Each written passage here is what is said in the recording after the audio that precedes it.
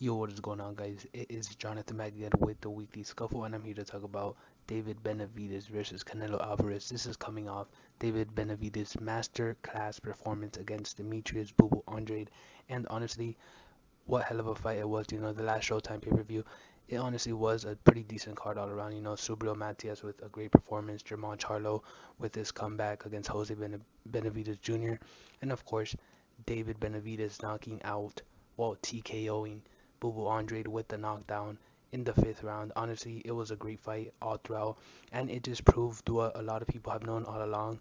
David Benavidez is the only challenger left for Canelo. One, he could either amplify Canelo's legacy and really prove once and for all Canelo is one of, if not the GOAT, or it could usher in a new era of David Benavidez becoming a new face of boxing. I have it on good authority. A couple sources have claimed that Canelo does have one more fight in 2024, and then Benavidez would be the last fight of 2024 for Canelo. I assume it would be a rematch clause for Canelo in case Benavidez wins.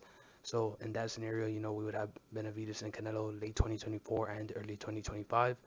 But if Canelo does pull through, he probably would maybe even consider retirement or have more fights in 2025. There's still a few challengers potentially left for Canelo. Munguia, Berlanga. There's a lot of young names that Canelo could look to go after. Maybe Jermall, if Jermall could get on a bit of a streak. But with that being said, I think this is a very interesting time in boxing because Benavidez does have that star power potential. After the fight, he was with Mike Tyson, thanking him for believing in him and everything.